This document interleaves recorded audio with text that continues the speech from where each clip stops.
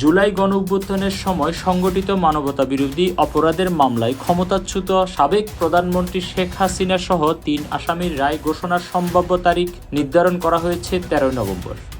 রায়কে কেন্দ্র করে রাজনৈতিক অঙ্গনে উত্তেজনা চরমে উঠেছে।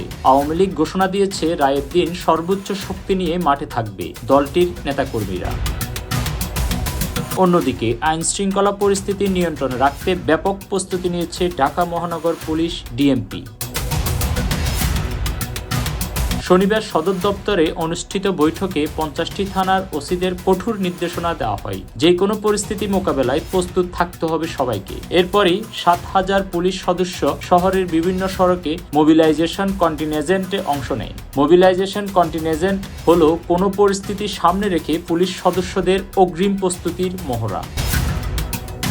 পুলিশ সূত্র জানায় ১৩ নভেম্বরকে ঘিরে সহিংসতা বা অরাজকতা প্রতিরোধে আগাম ব্যবস্থা নেওয়া হয়েছে। প্রতিটি থানায় ঝুঁকিপূর্ণ স্থান চিহ্নিত করে টিমকে মোতায়েন ও গ্রেপ্তারের অভিযান বাড়ানোর নির্দেশনা দেওয়া হয়। ডিএমপি আরও বলেছে, পরিস্থিতি যাই হোক, রাজধানীতে আইনশৃঙ্খলা পরিস্থিতি নিয়ন্ত্রণে রাখতেই হবে।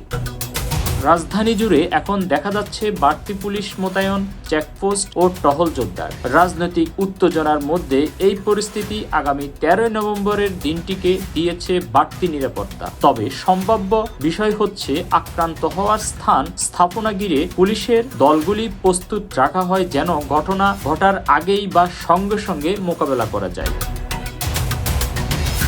Desk report, news desk.